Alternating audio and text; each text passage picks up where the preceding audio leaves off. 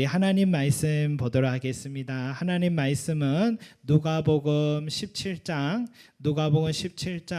22절에서 25절까지 말씀입니다. 누가복음 17장 22절에서 25절까지 말씀입니다.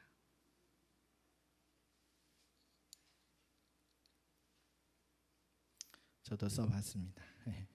누가복음 17장 22절 25절 우리 한 목소리로 함께 또 읽어보겠습니다. 시작. 또 제자들에게 이르시되 때가 이르리니 너희가 인자의 날 하루를 보고자 하되 보지 못하리라. 사람이 너희에게 말하되 보라 저기 있다 보라 여기 있다 하리라. 그러나 너희는 가지도 말고 따르지도 말라. 번개가 하늘 아래 이쪽에서 번쩍이어 하늘 아래 저쪽까지 비친 같이 인자도 자기 날에 그러하리라. 그러나 그가 먼저 많은 고난을 받으며 이 세대에게 버림바 되어야 할지니라. 아멘. 여러분, 우리 이스라엘은요 고난이 많은 민족이죠. 이집트에서 400년 동안 노예 생활했고, 바벨론에서 80년 또 노예 생활했고, 로마에서 또 식민지 시절을 또 이렇게 한 것 세월을 보고 잠깐 독립한 시절 한 100여 년 있었대요. 그 빼고는 2000년 동안 나라에 있고 뿔뿔이 흩어진 역사가 이스라엘 역사입니다. 언제 한번 내 나라에서 마음껏 농사짓고 먹고 사는 걱정하지 않고 아이들 가르치고 웃으며 살 수 있을까? 늘 이런 꿈을 갖고서 하루하루를 참고 살아간 백성들이 이스라엘 백성들입니다. 예수님 당시에도요 로마 식민지 생활을 하니까 다 빼앗겼어요. 인권이라는 게 뭐 있었겠습니까? 우리도 식민지 시절에 개인의 자산은 물론이고 가정집에 녹그릇 하나까지 다 빼앗겼던 그런 시절, 사람들은 희망 없으니까 술 중독 그리고 노름에 빠지고 말았던 그런 삶이었다고 하잖아요.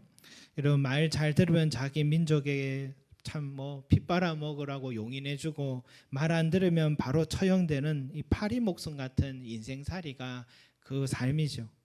이스라엘이나 우리나라는 참 닮은 것 같습니다. 여러분, 그런 삶 속에서요 이 묵시문학 사상이 나오게 되는 것입니다. 종말에 관한 관심이 생기게 되는 것이죠. 언젠가 우리를 구원할 메시아가 나타난다. 다윗과 같은 성군이 나타나 이 나라를 독립시킬 것이고 온 세상을 심판할 날이 올 것이다 하는 이 묵시에 대한 이 종말에 관한 관심과 사상이 시작되게 된 것입니다. 그래서 사람들은요 세례 요한을 보자마자 저 사람이 메시아인가 해서 사람들이 광야로 몰려간 것입니다. 그가 우리를 구원할 메시아인가 기대했어요. 종교 지도자들도 물었습니다. 너는 도대체 누구냐? 라고 물었을 때, 그러나 세례 요한이 이렇게 말합니다. 나는 메시아가 아니다. 나는 그리스도가 아니라 나는 주의 길을 곧게 하라고 외치는 광야의 소리일 뿐이다. 나는 물로 너희들에게 세례를 주지만 내 뒤에 오시는 분은 성령과 불로 너에게 세례를 주시는 분이시다. 나는 그의 신발끈을 풀기도 감당치 못하는 사람이다 라고 한 것입니다. 그러니까 이제 사람들의 시선은 어디로 갈까요? 예수님에게로 향하기 시작했습니다. 그래서 세례 요한의 제자들도 예수님의 제자가 된 것입니다.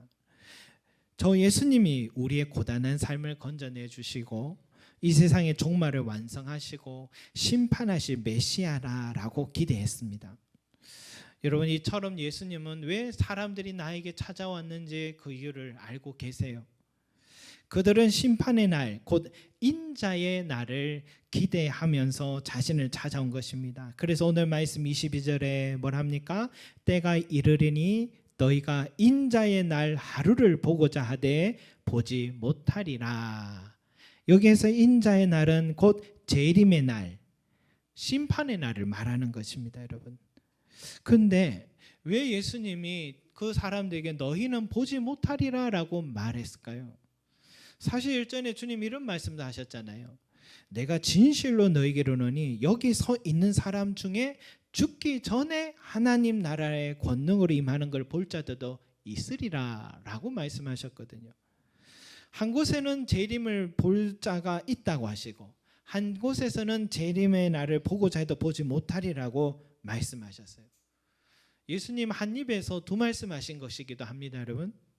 두 개가 상충되는 말씀인데 그러나 서로가 부딪히는 말씀이라기보다는 그 속에는 무엇인가 어떤 전제가 들어있다고 우리는 생각해 볼 수 있죠.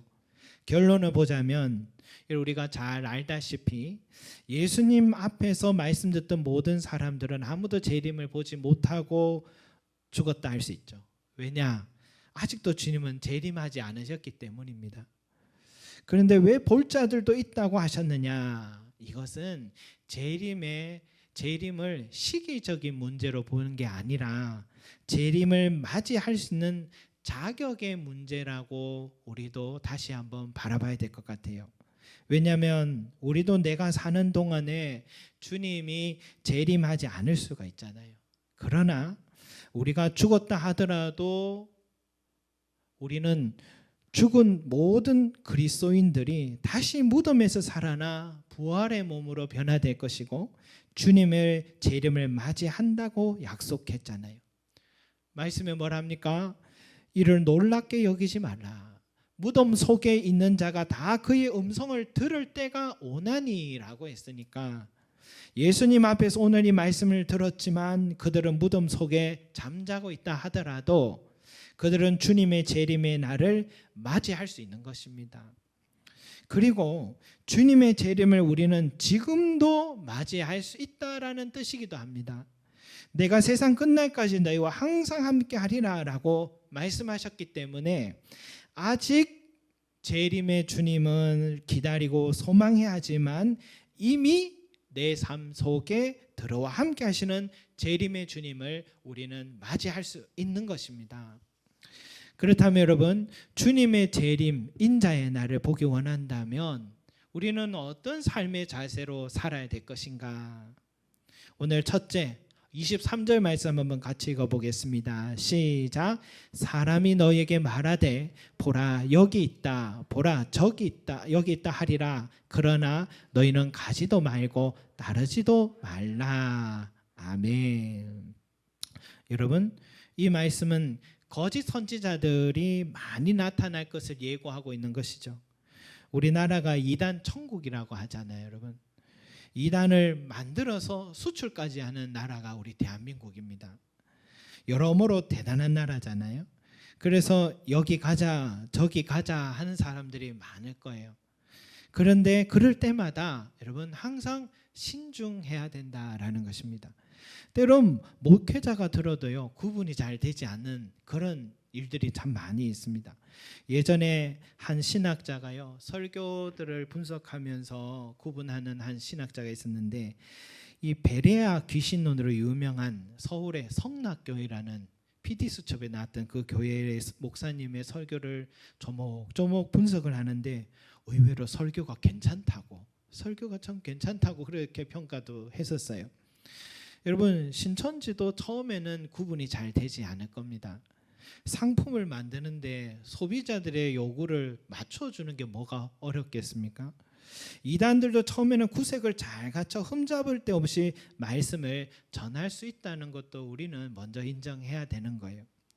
최근에 우리나라 3대 엔터테인먼트 소수사 중에 하나인 JYP의 대표인 박진현 씨가 이 자신이 예수님을 만나고 깨달은 이 복음을 이 복음 세미나 영상을 통해서 지금 올라왔는 것으로 알고 있어요.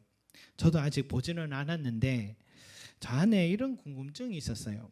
그가 바른 복음을 전한다면 참 귀한 일이고 또 한편으로는 잘못된 복음 전한다면 얼마나 많은 청소년들과 젊은이들이 정말 영향을 받게 될까. 현재 이 K-팝 문화하면 전 세계가 모두 선호하기 때문에 이런 사람의 말은 우리 젊은이들은 필터링 없이 그대로 수용할 수 있잖아요. 혹여나 잘못되면 어떻게 될까 그런 생각을 해봤습니다. 그리고 일전에 세상 언론조차도 구원파의 연관성을 또 제기했던 문제들도 있었으니까 그런 것 같아요. 저만 그런 게 아니어서 우리나라에 항상 이단의 문제를 놓고 늘 대책하는 현대 종교라는 단체가 있는데 그곳에 자문위원으로 일하시는 이 이승구 교수님이 요청을 받았나 봐요. 그래서 박진영 씨가 쓴 나는 무엇을 위해 살죠라는 그 책을 읽어보고 이렇게 결론 내렸습니다. 큰 오류는 없다. 큰 오류는 없다. 다행이죠. 그 책 속에는 박진영 씨가 누구보다 치열하게 살아왔고 삶의 이유와 죽음에 대한 두려움, 신앙의 갈증으로 한 2년 동안 성경을 하루에 10시간씩 공부를 했답니다. 그리고 관련 해석집을 다 찾아 읽어보고 또 내가 맞는가 해서 많은 목회자들을 찾아 만나 이야기를 나눴고 예루살렘에도 2달 동안 가서 머물면서 성경의 내용과 역사 현장의 자료를 비교해 봤답니다. 그래서 성경은 진리다라는 확신, 구원의 확신을 갖고 그렇게 해서 전하게 된 이유를 얘기를 합니다. 그래서 이승구 교수는 이렇게 진단해요. 박진영 씨는 하나님과의 관계에서 죄를 바라보는 것이 아니라 존재론적으로 해석하고 있고 라고 했습니다. 이 말은 우리가 죄라고 할 때는 우리 성경에서는 하나님의 뜻을 벗어나는 걸 죄라고 하는데 일반 사람들은 존재론적으로 해석해요. 도덕적인 죄를 죄라고 인정하는 존재론적으로 박진영 씨도 해석하고 있고 구원의 확신을 느껴야만 구원받는 것이라고 말한다. 여러분 구원은 우리의 느낌과 감정의 문제가 아니라 하나님의 말씀에 근거해서 우리는 구원의 확신을 갖는다고 배웠잖아요. 근데 느껴야만 구원의 확신을 갖는다라고 말했다. 또 구원의 과거, 현재, 미래적인 성향인 이미와 아직의 부분을 간과하고 이미 구원을 받았으니 천국이라는 단순한 논리로 구원관을 치부해버리는 것으로 보인다. 박진영 씨의 책에는 믿음과 제3 등의 표현들 대신 은혜라는 단어가 보이지 않는다. 나의 입장이 아닌 하나님의 입장을 통해 발견되는 은혜가 책 속에 서술되었다면 하는 아쉬움이 남는다. 하지만 그럼에도 불구하고 그가 가지고 있는 하나님에 대한 사랑과 그가 주신 구원 그리고 믿지 않는 많은 이들을 향한 긍휼함이 책을 통해 잘 드러나 있다라고 그렇게 평가를 했습니다. 그래서 이 현대 종교의 지도자인 이 탕명한 씨가 이렇게 마무리했습니다. 박진영 씨가 구원파 신자인가라는 문제는 누군가에게는 관심 없는 사안이겠지만 또 다른 누군가에 매우 중요한 문제일 수 있다 하여 정치적 속내로만 문제를 받아들이고 싶지 않다. 그가 진행했던 모방송에서 유대균, 바로 유병언 씨의 장남입니다. 유대균 씨를 인터뷰하면서 세월호 등의 문제의 적극성을 드러냈던 만큼 이번 사건 역시 중요히 여겨주지는 않더라도 다수의 궁금증에 찬물을 끼얹지 말기를 바란다. 끝으로 한국 연예계 3대 기획사 대표 중 한 사람인 박 씨의 영향력이 작지 않다는 것은 누구나 잘 알고 있고 청소년들에 대한 영향력 그 이상이다. 예수 중심 교회에 몸담고 있는 박보검 씨의 예처럼 연예인들과 문제성 종교의 함수 관계는 선한 영향력보다 반대인 경우가 더 많았기에 관심을 저버릴 수 없는 사안임에 틀림없다.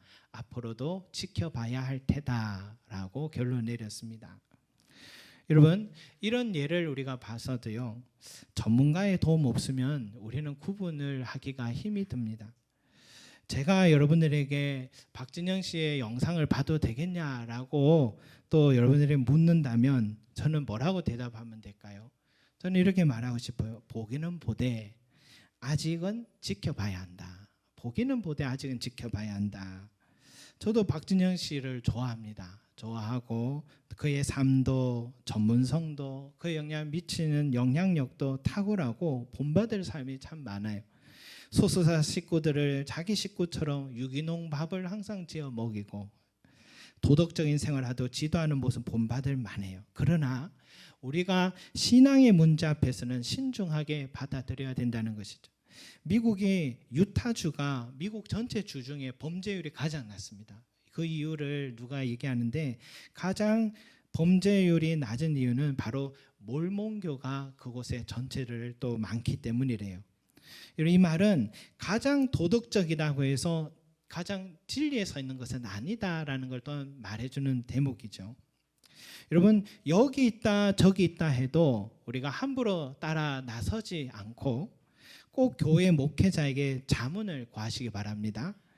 또 목회자인 저 같은 사람도 자기의 생각을 말할 게 아니라 이런 분야의 전문 단체에 의뢰해서 분별을 해 가야 하는 것입니다. 이단이라는 게 여러분 다른 게 아니에요. 이단이라는 것은 내가 옳다고 생각하는 그 순간 이단이 되는 것입니다. 나도 모를 수 있고 나도 틀릴 수 있다 생각하고 다른 사람들의 조언에 귀를 기울이면 절대로 이단이 될 수도 이단에 빠질 수도 없는 것입니다. 여러분, 내가 무엇을 믿는가가 나의 구원을 결정합니다. 내가 잘못된 복음 듣고 그것을 믿게 되면 소경이 소경을 인도하는 것처럼 잘못된 길을 걷고 구원에 이르지 못하게 되기 때문이에요. 여러분, 주님의 재림을 볼 사람은요, 바른 복음을 듣고 바른 믿음을 가지는 사람입니다. 우리 성도님들 여기 있다 저기 있다 해도 잘 분별하면서 우리의 신앙을 지켜가시고 주님의 재림을 꼭 맞이하시길 바라겠습니다. 여러분, 또 하나는 재림의 주님은 의외의 장소에서 만난다라는 것이죠. 많은 사람들이 예루살렘에서 예수님이 메시아가 나실 것이다 다 기대했어요. 시온성 시온성 하면서. 그러나 예수님이 나신 곳은요, 저 낮은 곳 시골 베들레헴의 말구에서 누우셨어요. 예수님은 천군 천사를 이끌고 이 세상을 정복하고 다스릴 줄 알았는데 마지막에 어때요? 극악무도한 자들만 진다는 저 십자가에 달려서 초라한 생으로 마감하셨습니다. 25절 말씀 보세요. 시작. 그러나 그가 먼저 많은 고난을 받으며 이 세대에게 버림받아야 할지니라. 아멘. 여러분, 인류의 구원자 메시아 이렇게 십자가에 달려 돌아가실 것은 누구도 상상하지도 기대하지도 않았습니다. 만류했죠, 오히려 그 길을. 그러나 이미 성경은 예언하고 있었어요. 초라한 마구간에 태어나실 것도 미가 선지자를 통해서, 고난받으실 종으로서 마무리되실 것을 이사야 선지자를 통하여서 다 예언이 돼 있었어요. 그리고 예수님은 사역 중에도 제자들에게 3번이나 나는 고난을 당할 것이다, 십자가를 질 것이다 라고 말씀을 하셨는데, 문제는 제자들과 사람들이 그걸 받아들이려 하지 않았던 것입니다. 여러분, 우리도 예수 믿으면 형통하고 잘 된다고 해야지 신앙생활에 매력이 있지 않습니까? 물론 주님 은혜가 있죠. 죄사함의 은혜, 구원의 기쁨의 은혜, 일용할 양식의 은혜, 삶의 평안을 주시는 은혜, 우리의 기도를 응답해 주시는 은혜 분명히 있습니다. 그러나 좋은 것만 기대하고 있으면 안 돼요. 주님의 부활도 반드시 고난이 있었기에 가능했던 것처럼 영광과 고난은 함께 가는 것입니다. 가나안 땅도, 그 좋은 땅도 40년이라는 광야 길이 먼저 있었던 것이고, 모세도 40년 동안 왕자의 자리에서 40년 동안 양치기 목동 생활을 했기 때문에 민족을 이끄는 지도자가 되었고, 야곱도 20년 넘게 삼촌집에서 고생했기 때문에 다시 은혜의 자리로 돌아오고, 요셉도 고난 없었으면 어떻게 국무총리의 자리에 갈 수 있었겠습니까? 여러분, 모두 다 이렇게 고난 속에서 귀하게 쓰임 받는 것이 인생이라고 성경은 말해 줍니다. 여기 계신 우리 성도님 중에 여기도 고난 없는 분은 아무도 없잖아요. 질병으로 인한 고난도 있고, 생활고로 경영의 또 어려움으로 인한 고난도 있고, 자식에 대한 고난도 있고. 저도 이번 주 중에 갑자기 제자반을 쉬게 해서 여러분들 좀 놀라셨을 것 같은데, 저에게는 시민성이라는 고난이 있습니다. 시민성으로 인해서 갑자기 혼자 막 걱정을 하면 혈압이 막 오르는 거예요. 또 오른 혈압 보면 더 놀라서 더 오르기 시작하는 그런 시민성이 저에게 좀 있는 거예요. 그래서 좀 쉬어야겠다 해서 여러분들에게 양해를 구했습니다. 저도 한때는 건강하면 진짜 자신이 있는 사람이었어요. 근데 이제는 그렇지 못해요. 그래서 최근에 한 선배 목사님 그 부부를 만나게 됐는데, 점심을 같이 먹으면서 저희 부부가 생각을 했어요. 야, 우리 선배 목사님은 목회도 하시는데 밤에 마트에서 야간 일도 하시고 또 어떻게 낮에 이렇게 건강하게 웃으면서 이렇게 볼 수 있을까 대단하다는 늘 그런 생각을 하는데, 그때 사모가 저에게 이런 충고를 하세요. 당신도 저 목사님처럼 마음을 강하게 먹어요. 저분은 밤을 새고도 가장으로 저렇게 살아가는데 어째 그렇게 마음이 약해요. 그렇게 얘기하셔가지고 부끄럽기도 하고 저 자신을 다시 돌아보게 됐습니다. 아, 내 마음의 문제구나. 내 몸의 문제가 아니라 마음의 문제구나. 나도 그래, 가정의 가장인데, 교회 목사인데 이렇게 약하게 마음 먹으면 안 되지 하고 용기를 내고 믿음을 가지니까 그 다음날 혈압이 다시 다 정상으로 다 돌아왔어요. 마음의 문제. 근데 그날 또 뭘 잘못 먹어서 식중독 걸려서 또 응급실에 또 실려가게 되는 그런 일이, 저에게도 지난 한 주는 참 개인적으로 고난의 주간이었다라고 볼 수 있습니다. 여러분 주중을 살아가면서 어디 저 혼자 그렇게 했습니까? 우리 자녀들도 공부한다고 얼마나 수고 많아요. 초등학교 끝나는 순간부터 늘 경쟁의 결과를 내야 되는 부담 안고 살아가는, 자기가 져야 될 십자가를 우리 어릴 때부터 지는 것 같아요. 직장 생활 우리 성도들도 늘 가슴에, 사회의 뉴스 보면 늘 직장인들이 사표를 가슴에 다 안고 산다고 우리 얘기를 하잖아요. 그럼에도 모두 참고서 살아갑니다. 꼭 영적인 일들을 위한 고난이 아니라 생각합니다. 우리가 살아가는 모든 일들이 다 거룩한 삶인데, 이 거룩한 삶을 살아가기 위해서 겪게 되는 찾아오는 모든 고난들도 다 영적인 여정이요, 과정이라고 생각합니다. 그러나 오늘 말씀을 꼭 기억하시기 바랍니다. 인자의 날을 볼 자는, 인자는 재림의 주님은 전혀 뜻밖의 장소에서 만난다는 것. 그러나 그가 먼저 많은 고난을 받으며 이 세대에게 버림받아야 할지니라 라는 말씀. 인자이신 예수님은 고난의 자리에 거하고 계시고 그 이 세대에게 버림받는 낮은 자리에 거하고 계신다는 사실을 기억하시기 바랍니다. 내 인생은 왜 이럴까? 홀로 눈물을 흘린 그 자리에 주님이 함께 하시고 계심을 잊지 마시기 바랍니다. 왜 나에게만 이런 어려움이 찾아올까? 왜 내 육체는 이리도 약할까? 나는 왜 물려받은 게 없는 늘 어렵게만 살아가야 하나? 나는 주를 위해 헌신하는데 왜 이렇게 인생이 잘 풀리지 않고 사람들의 수근거리는 소리 아파야 하나? 여러분, 바로 그럴 때에 고난의 주님을 묵상하시기 바랍니다. 주님은 바로 그 자리에 계시기 때문입니다. 바로 그곳에 주님을 만나는 자리가 바로 그 자리입니다. 성도 여러분, 주님은 다른 곳에 계시는 게 아니에요. 한숨과 눈물의 그 고난의 자리에 주님도 함께 계시기 때문에 우리가 해야 될 것은, 내가 고난 속에 있다고 한숨 나오는 바로 그 자리에는 바로 우리가 뭘 해야 되냐? 주님을 불러야 하는 것입니다. 누구든지 주의 이름을 부르는 자는 구원을 받으리라. 누구든지 주의 이름을 부르는 자는 구원을 받으리라. 주님의 은혜를 구하시기 바랍니다. 우리가 구원을 받은 것도 하나님의 은혜였듯이 내 삶의 고난의 순간도, 내가 져야 할 십자가의 삶 속에서도 우리는 주님의 은혜가 꼭 필요한 것입니다. 성도 여러분, 우리는 반드시 재림의 주님을 맞아야 할 것입니다. 그러나 지금도 재림의 주님은 우리와 함께 하시고 있다는 사실도 잊지 마시기 바랍니다.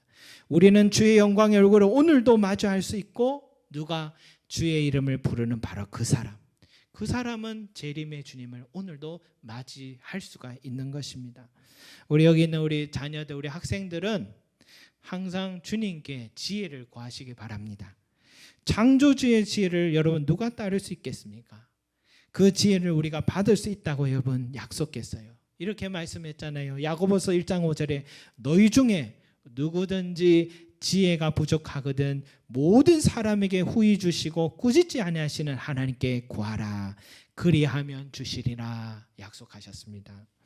여러분, 또한 어려움 속에 있는 우리 성도들이 있습니까? 이 말씀 기억하세요. 야고보서 5장 13절 14절에 너희 중에 고난당하는 자가 있느냐?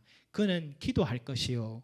너희 중에 병든 자가 있느냐? 그는 교회의 장로들을 청할 것이요. 그들은 주의 이름으로 기름을 바르며 그를 위하여 기도할지니라. 여러분, 주의 이름을 부르는 자가 되시 바랍니다.